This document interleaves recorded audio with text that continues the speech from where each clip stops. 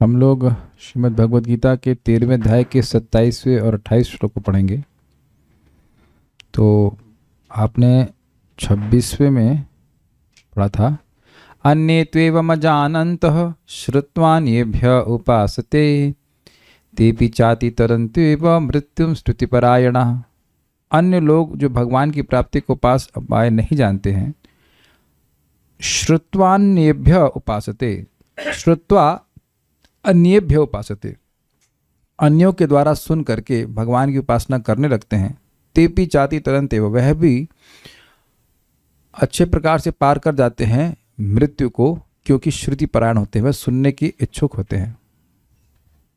अब यहाँ भगवान एक बड़ी सुंदर डिस्कशन कर रहे हैं। देखिए, जब तक हम अपने को देह ही मानते रहेंगे तो देह से पृथक होने का प्रश्न ही नहीं बनता। साधना कर रहा है तो ये अंडरस्टैंडिंग तो होनी चाहिए ना कि मैं हूं कौन। अगर हम देह के लिए साधना कर रहे हैं तो हम साधना ठीक से नहीं कर रहे हैं, मतलब there is a whole purpose is getting defeated. मैं एक पहले कहानी सुना देता हूं, उससे समझ आएगा कि भगवान पे क्यों बोल रहे हैं। देखिए, अनादिकाल से जीव प्रकृति के संयोग में है,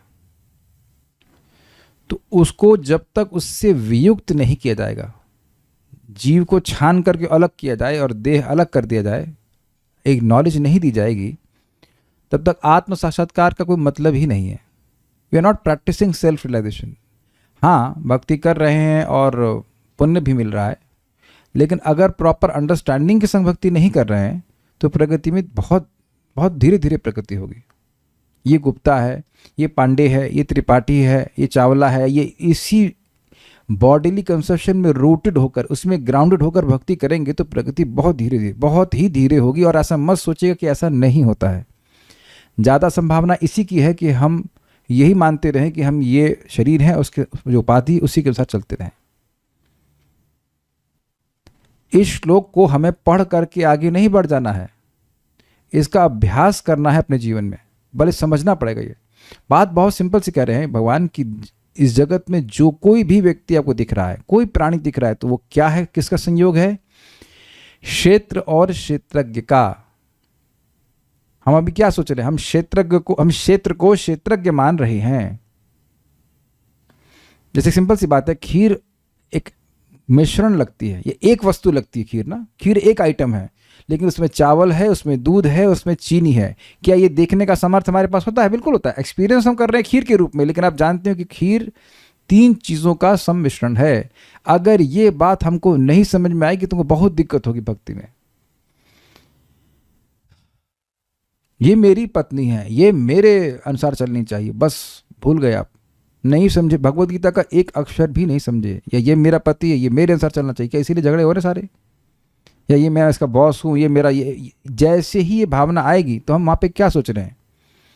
क्षेत्र को क्षेत्रज्ञ से नहीं पहचान पा रहे हैं।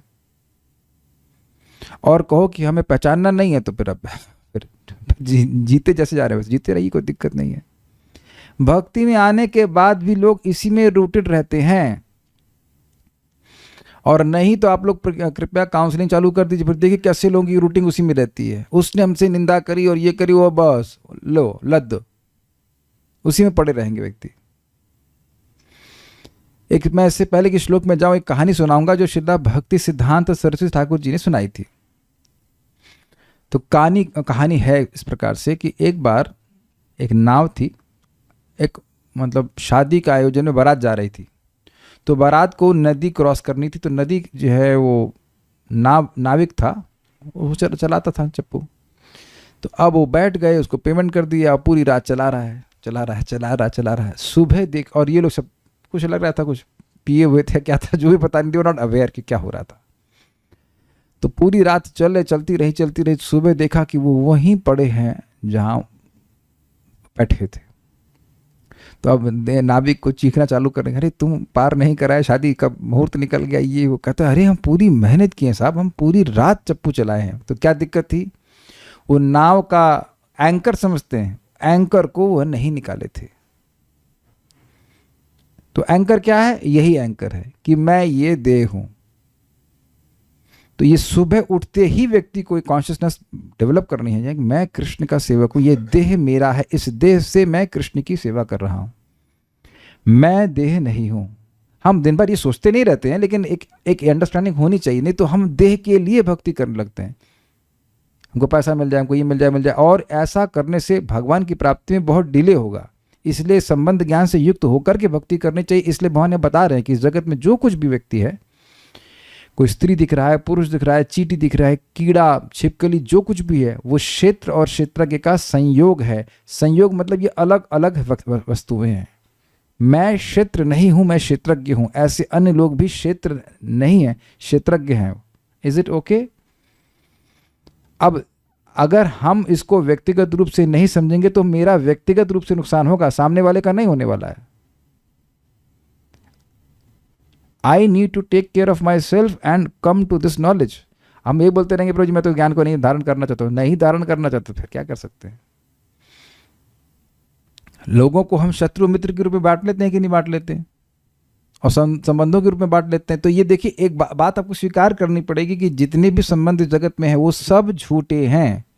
इसका मतलब यह नहीं कि हम प्रेम नहीं करें। यही तो समझाने का मैं प्रयास कर रहा हूं बार बार कि ये देखिए कि ये शरीर वाला एक व्यक्ति है, उससे हम प्रेम करने का प्रयास कर रहे हैं, उसकी हेल्प करने का प्रयास कर रहे हैं, लेकिन लोगों को शत्रु और मित्र के रूप में बांटने का प्रयास करते ही हम इस ज्ञान से, हमारा ज्ञान तिरोहित हो जाएगा। Am I able to communicate what I am trying to say? और जो लोग इस प्रकार से भ्रमित है वो बात भी ऐसी ही करते, वो मेरा दुश्मन, वो मेरा दोस्त, और उसकी बात सुनकर के तुरंत हमारा ज्ञान लुप्त हो जाता है। पता नहीं मैं समझा पा रहा हूं कि नहीं समझा पा रहा हूं, लेकिन वी मस्ट रिमेंबर दिस कि हम ये शरीर नहीं है, ये क्षेत्र है, और क्षेत्र के इससे भिन्न है। मैं इससे भिन्न एक व्यक्ति हूं। जब मैं इससे भिन्न एक व्यक्ति हूं तो मेरी नीड्स भी शरीर की नीड्स नहीं हो सकती। ये सारी चीजें इसे आपको ग्रहण करनी पड़ेंगी। पहले हम लोग इसको देखते हैं।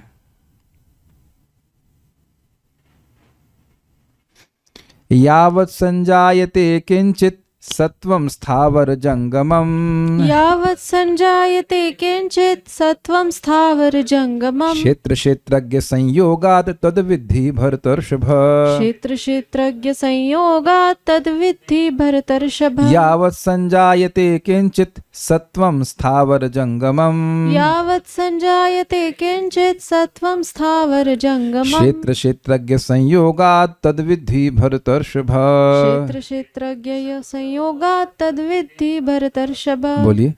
यावत् संजायते किंचित सत्वं स्थावर जंगमम्, यावत् संजायते किंचित सत्वं स्थावर जंगमम्, क्षेत्र क्षेत्रज्ञ संयोगात् तद्विद्धि भरतर्षभ।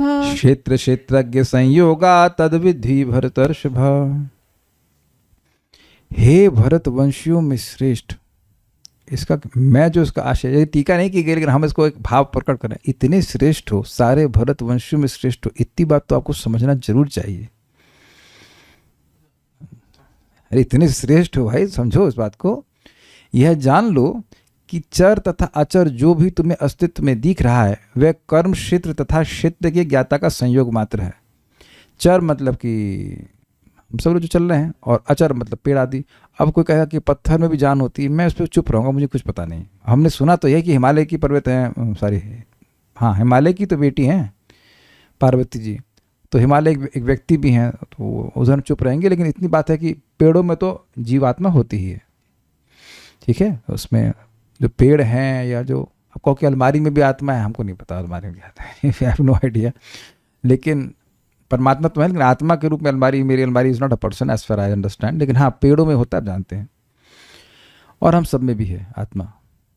तो यह समझ रहे हैं ना? चलिए, इससे पहले कि हम इसको समझने का प्रयास करते हैं, just think about your eyes, close your eyes and think about it. आप देखिए, हवा अंदर जा रही है, और आप अपने लीवर को अनुभव कर सकते हैं कि लीवर है, इधर अंतड़ियाँ हैं, और हड्डी है, और अंदर थोड़ा सा भेजा भरा हुआ है। तो आप देख सकते हैं कि सभी कुछ ये पदार्थ ही है। इस सारे क्षेत्र को, इस पूरे खेत को अलग अनुभव करने का प्रयास कीजिए कि हम इससे अलग हैं, कम से कम कुछ क्षणों के लिए। Is it not?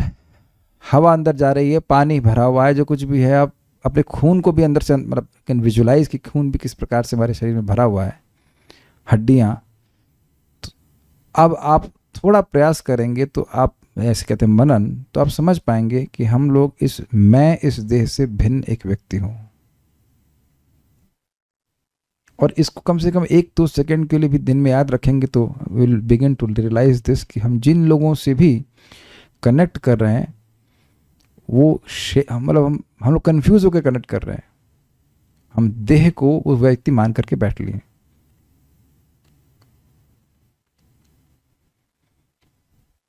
एक बार एक माता जी बोल रही थी कि उनको बहुत भय हो रहा था कि उनके पति हैं वो चले जाएंगे। तो हमने कहा पहले आप विचार कीजिए कि जिससे आपको जाने का, जिसके विषय विछोह का भय है, क्या उसको हमने कभी जीवन में देखा भी है?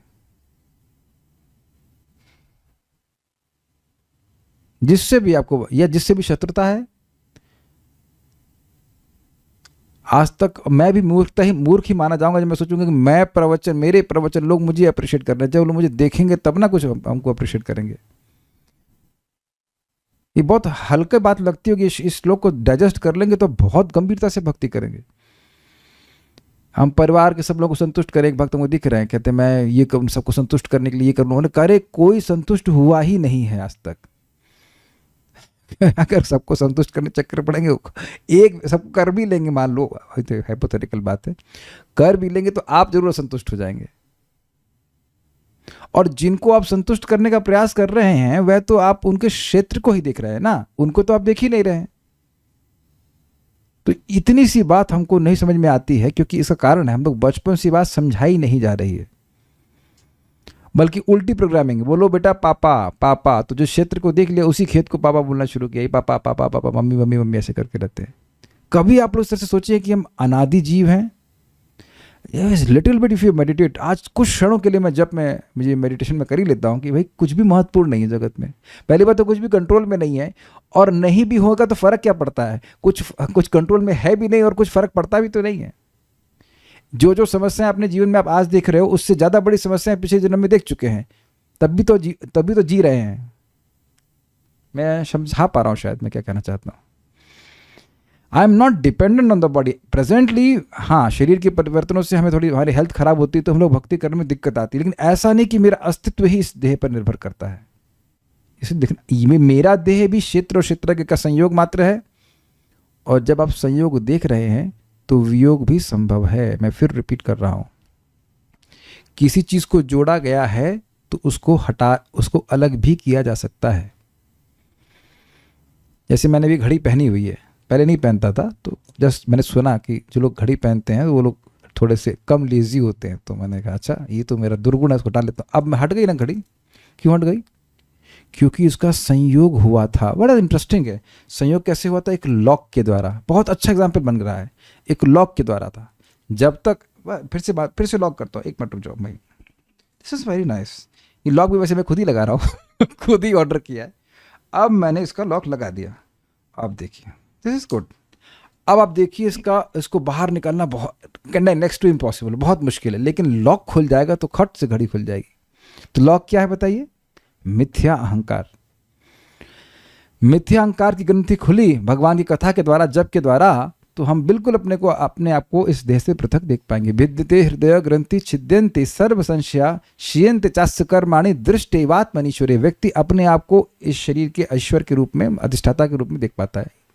एक अर्थ है, बाकी भगवान को भी देखता है ईश्वर के रूप में। हम इंजॉयर के रूप में है ना, भोक्तृत्व हेतुरुच्युते। जीव शरीर में बैठा हुआ और गुणों का भोग कर रहा है, ये हम सुन चुके हैं। तो ये है ज्ञान। और अब अज्ञान क्या है? अपने को देह मानना और देह से संबंधित जो उपलब्धियों को अपना मानना, उसमें करके अपना जीवन फूंक देना। अन्वय भरतर्षभ, हे भारतवंशियों में श्रेष्ठ। यावत मतलब जो कुछ मतलब जहाँ तक आपने सुना है, देखा, या जो नहीं भी सुना है, जैसे ब्रह्मलोक पर्यंत भी।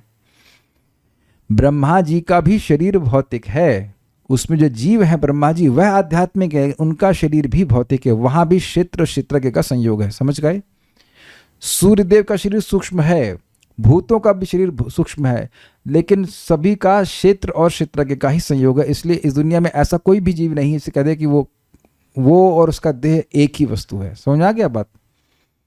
आध्यात्मिक जगत में ऐसा सेपरेशन नहीं है, क्योंकि वहां देह और देही का भेद नहीं होता है। लेकिन यहाँ इस जगत में यावत जो कुछ, यानी आप जिधर भी नजर मारो और आसपास कहीं भी आप हो सके तो थोड़ा सा क्लास के बाद या कभी भी आप सब लोग बाहर जाएंगे तो देखना, अरे हाँ इस स्त्री है, बच्चे हैं, ये है, लोग अलग तरह से रिएक्शन कर रहे हैं, सब लोग अपना अपना कार्य कर रहे हैं, पेड़ है, पौधे हैं।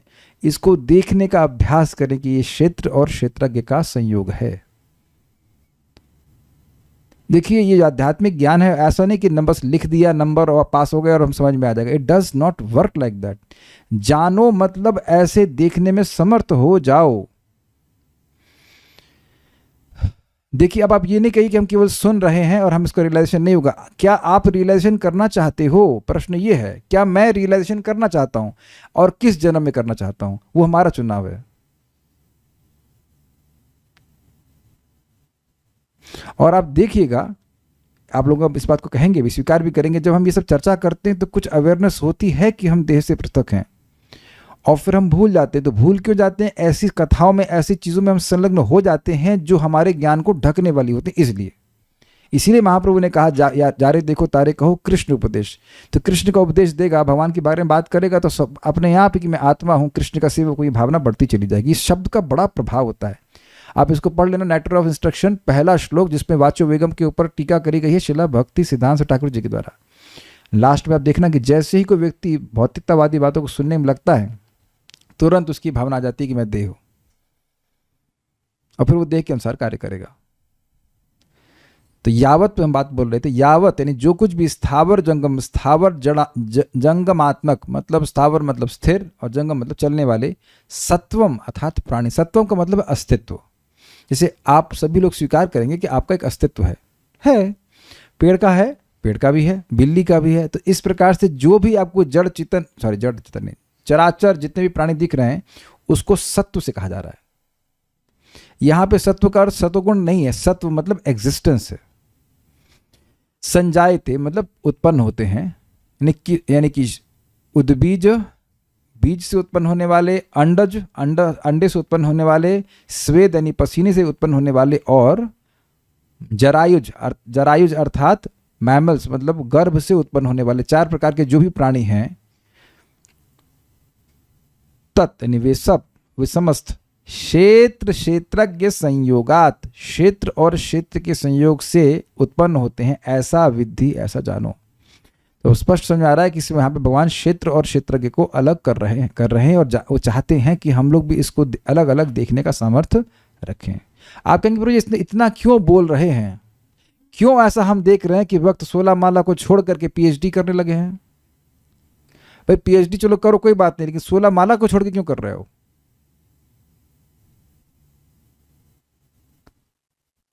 अभी तो ये भड़सना नहीं है, ये दिखा रहा है कि जब श्रवण का भाव होगा तो भक्ति में बड़े भाग्य से आ गए, लेकिन उस भाग्य को समझ नहीं पाएगा।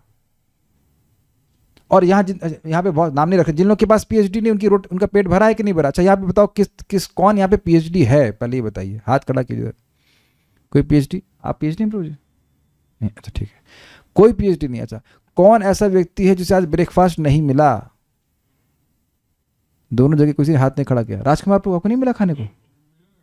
ओ आप खाए नहीं भाई, अच्छा दैट वाज बाय चॉइस, अच्छा नहीं होगा जो भी है। जूम यूजर को नहीं मिला, अबे भैया नाम तो बता। ये तो भूत जैसे हाथ खड़ा कर रहे हैं। राधा रमन प्रभु को खाने को नहीं मिला। अरे यार सुबह से भगवान की भजन कर रहे हो, खाने को नहीं मिला, जप नहीं किया होगा ना इसलिए नहीं मिला। नहीं तो मिलता है, तो खाने को मिलता ही है। जितने लोग जगत में हैं वो सबको पीएचडी करने के बाद ही खाना, जब पीएचडी नहीं होती तो लोग खाने को नहीं मिल रहा था।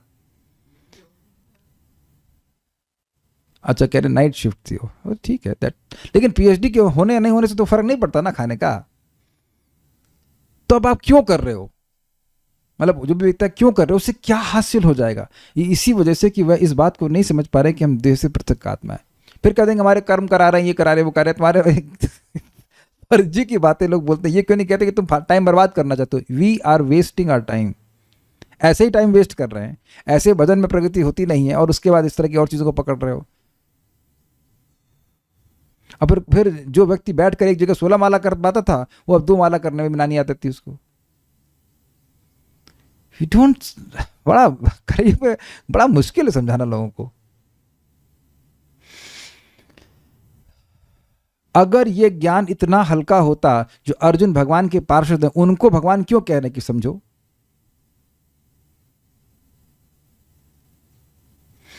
यावत संजायते किंचित, जो कुछ भी आप सत्व यानी कि अस्तित्व दिखता है, जो सम्यक रूप से प्रकट हुआ है मतलब समझे आप, हमारा देह प्रकट हुआ था, ठीक है ना, पेड़ प्रकट होता है, कुत्ता, बिल्ली, चींटी सब एक समय में प्रकट होते हैं, अर्थात एक टाइम t=t पे हम एक क्षेत्रज्ञ एक क्षेत्र में आकर जुड़ता है और कुछ समय के बाद वह चला जाएगा। इस जीवन में आपने बहुत सारे खेत छोड़े हैं कि नहीं? अगर नहीं समझ में आ रहा है तो जो लोग अभी 20-30 साल के हो गए, 40 साल के भी हो गए, तो अपना फोटो देखिए पुराना, तो समझेगा अरे वो खेत तो बिल्कुल अलग लग रहा था, ये तो फील्ड बिल्कुल अलग हो गया है। यहाँ तक कि लोग पहचान में भी नहीं पाएंगे अगर आपको दिखा दी जाए बचपन में फोटो। कभी कभी लोग बहुत मोटे होते हैं और बाद में पतले हो जाते हैं, तो वो तब नहीं पहचान में आते, और बाकी 7 साल 12 साल के बाद तो फिर कहना ही क्या। तो क्षेत्र संयोगात, उसको स्थावर जंगम तो समझ गए, वह क्षेत्र और क्षेत्र के संयोग से ही होता है। तद विद्धि भरतर, उसको तुम हे अर्जुन समझो। गीता भूषण टीका। अब अनादि संयुक्त प्रकृति, थोड़ा जल्द दे दीजिए, और जीव के वियोग के अनुसंधान के लिए इन दोनों के संयोग के द्वारा कहाँ तक सृष्टि हुई है, इसको इस श्लोक के द्वारा भगवान कह रहे हैं। समझे आप?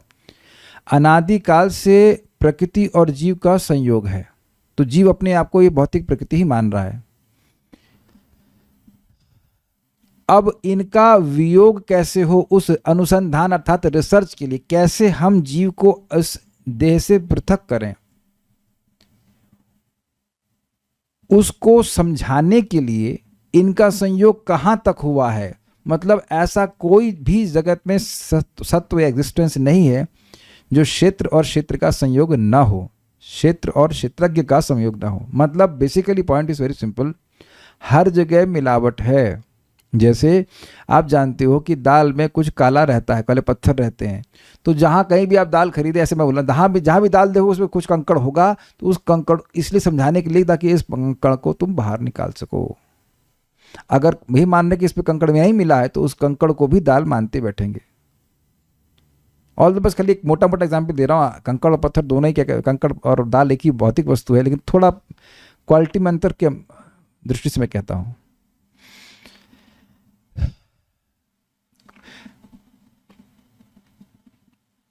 चावल से कीड़े या चावल से पत्थर तभी अलग किए जा सकते हैं जब वो उनसे पृथक हों। I think it's very easy, ठीक है।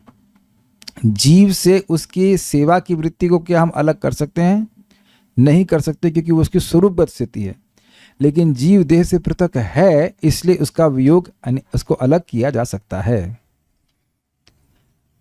अब एक प्रश्न होगा, जब हम देह में रह रहे हैं तो देह से कैसे अपने आप को अलग करें? बहुत सिंपल सी बात है, देह के धर्म के अनुसार कार्य न करे, वह देह के द्वारा भगवान की सेवा करता है, तो इस प्रकार से उसका संयोग आगे साधित हो जाता है। सत्वम अर्थात जो प्राणी जन्म लेते हैं, वे चाहे उच्च या नीच योनि में हों या स्थावर या जंगम योनि में हो, यह जानो कि उनके उद्भव का कारण क्षेत्र और क्षेत्रज्ञ के संयोग से होता है। अब ये कितनी इंटरेस्टिंग बात है।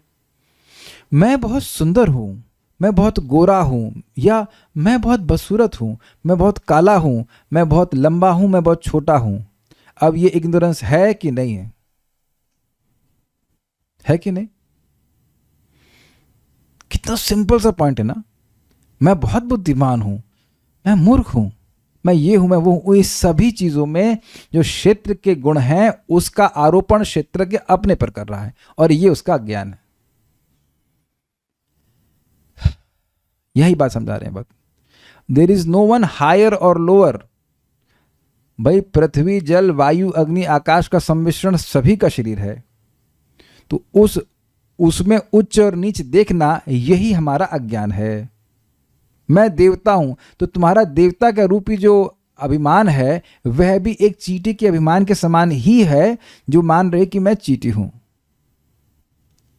हाथ क्यों खड़ा कर रहे हैं? ऐसे ही मतलब धरना देने के लिए आए हैं?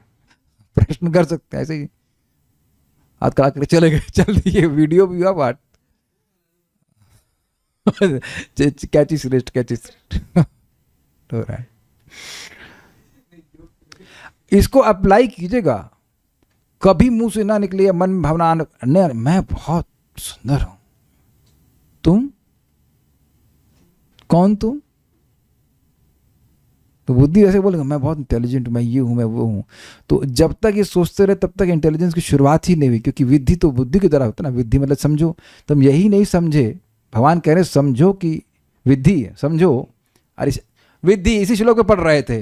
हाँ को विद्धि कहाँ पढ़, विद्धि कहाँ से? बुद्धि नहीं, विद्धि लिखा है ना, विद्धि। तो विद्धि मतलब जानो, अरे भैया समझो। तो तुम मान रहे हो ना बहुत बुद्धिमान हो, बहुत बुद्धिमान हो ना। तो जब तक ये मान रहे हो कि मैं बहुत बुद्धिमान हूं, मैं हीरो हूं, तो तुम बुद्धिमान, तुम यही नहीं समझे यार कि क्षेत्र क्षेत्र अलग होता है। तो समझे क्या फिर?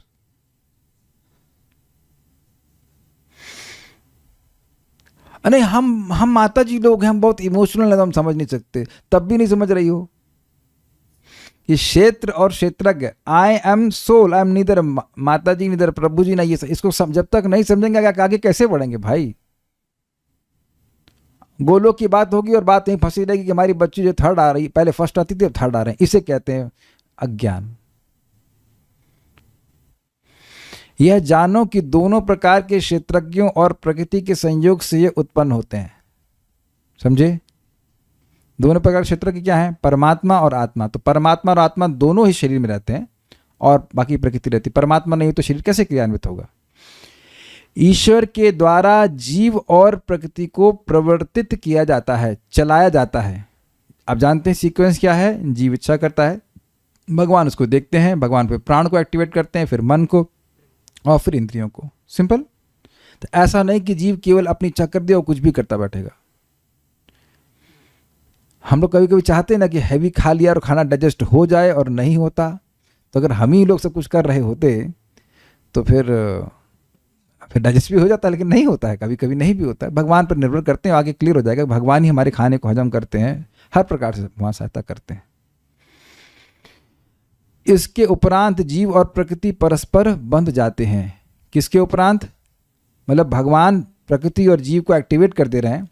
एक्टिवेट इन द सेंस कि मतलब उन्हीं की इच्छा, उनके सैंक्शन से कहना चाहिए, इच्छा से कहूँगा तो लगेगा कि वही बांध रहे हैं।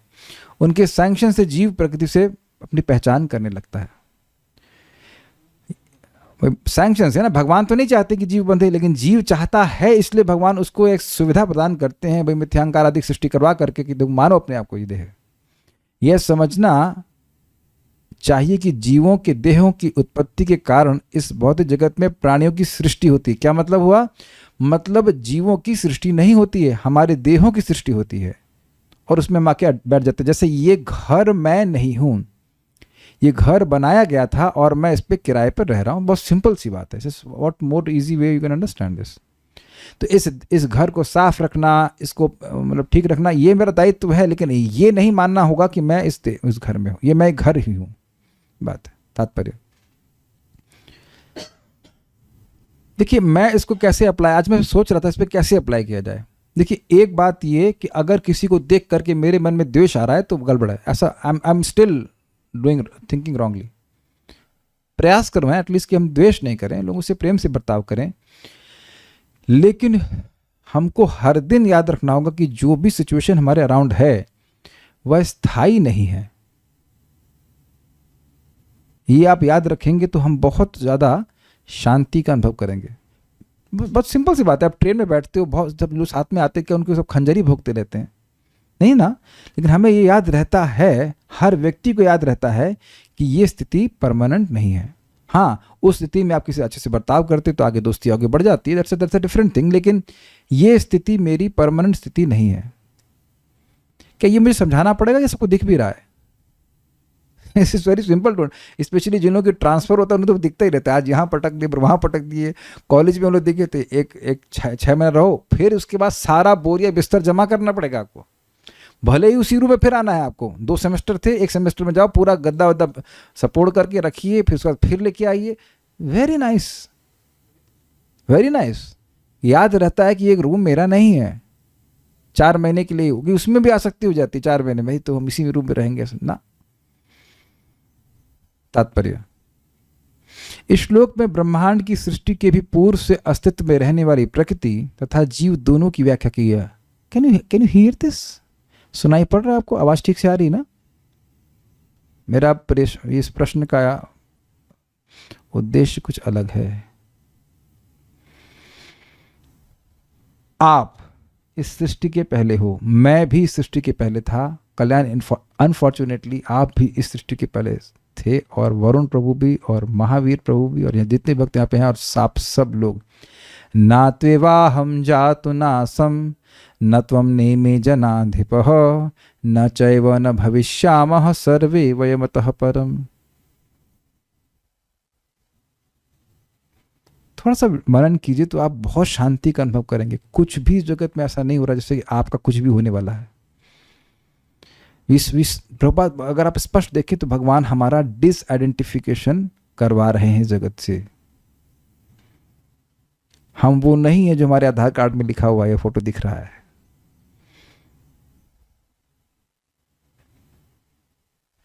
We have a very strong identity crisis. हम लोग हैं कौन?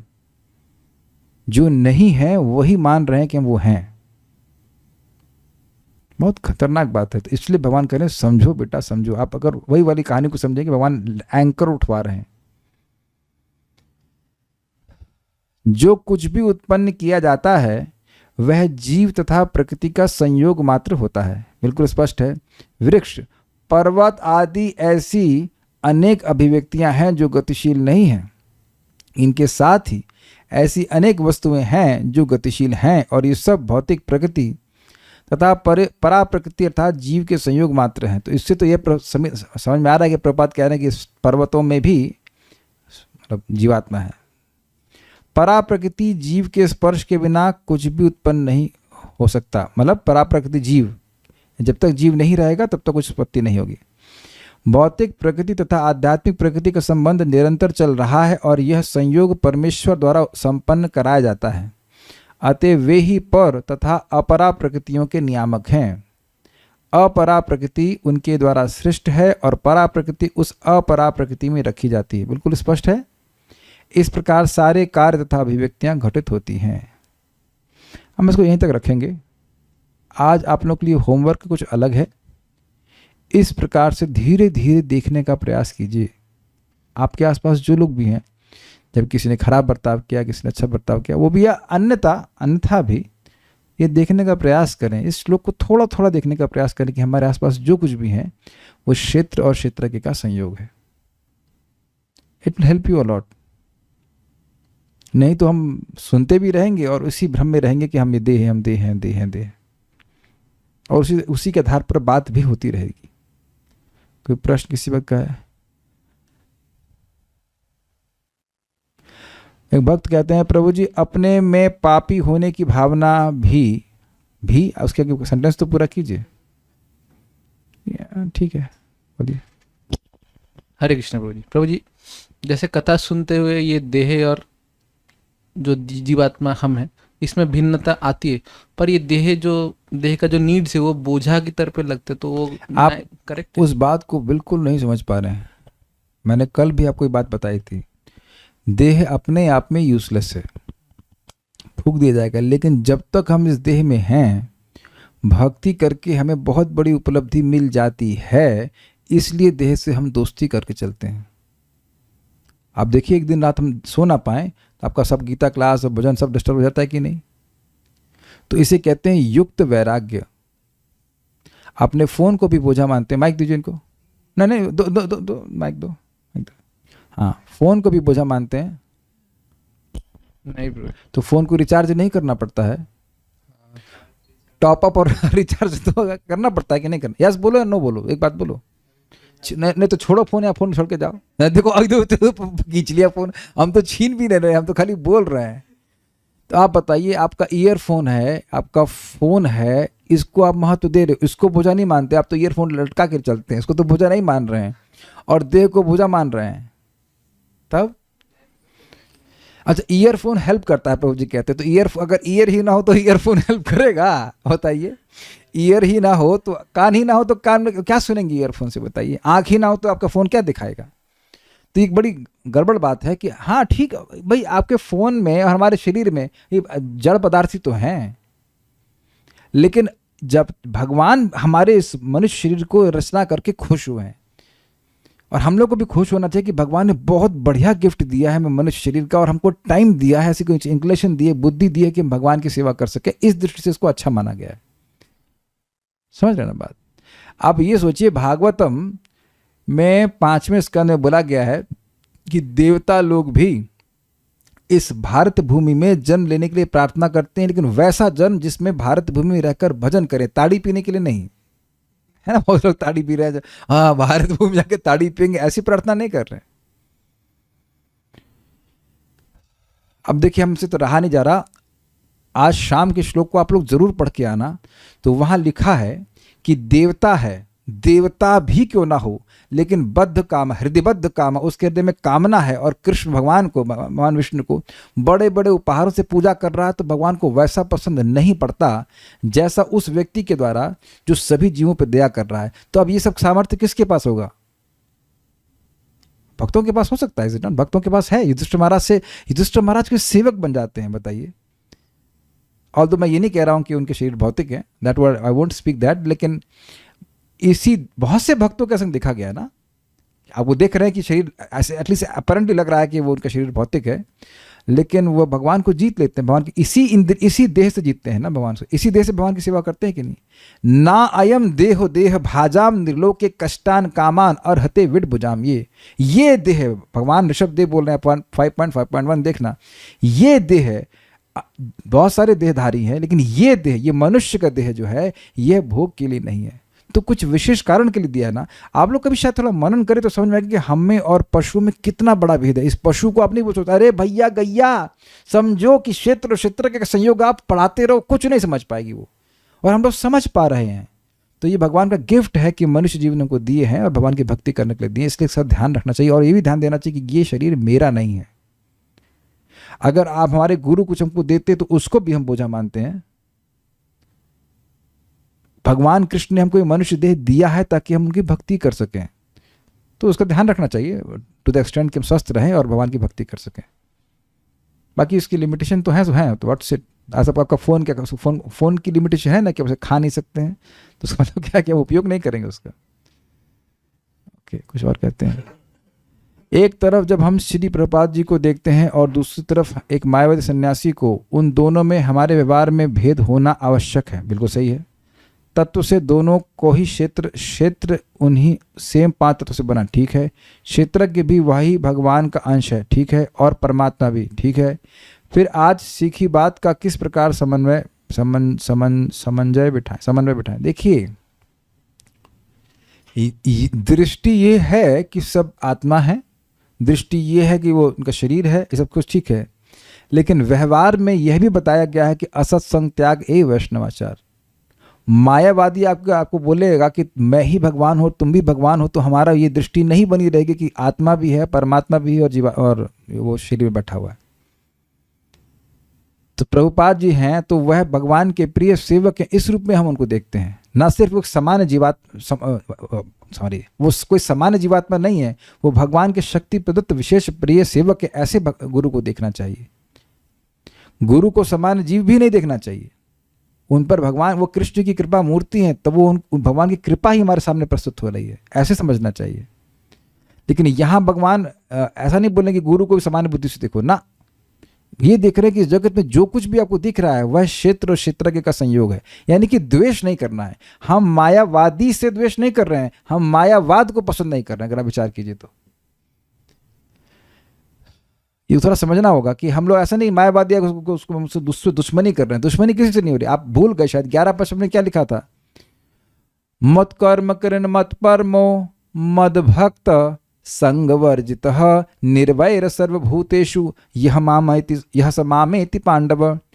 तो उसमें शब्द दुआएं हैं, संगवर्जित और निर्वैर। तो संगवर्जित मतलब 6 प्रकार जो संग होता है वह गलत लोगों से नहीं करना है। भोजन देना, भोजन स्वीकार करना। गोही बात बोलना, गोही बात स्वीकार सुनना, और गिफ्ट देना, गिफ्ट स्वीकार करना। तो ऐसे असत लोगों से हम संग नहीं करते हैं, ये 6 एक्सचेंज उनसे नहीं करते कि उनके गुण हमें आने लग जाएंगे। क्लियर? लेकिन निर्वैर सर्वभूतेषु, चाहे मायावादी भी क्यों ना हो, उससे कोई वैर नहीं कर रहा है, उसके इग्नोरेंस है, उससे वैर है। वैर से मतलब है कि मतलब उसके अगेंस्ट भक्त लोग प्रचार कर रहे हैं कि ये जो भावना है कि भाई मैं भगवान बन जाऊंगा, इस बात का खंडन किया जा रहा है। किसी मायावादी से व्यक्तिगत द्वेष नहीं है।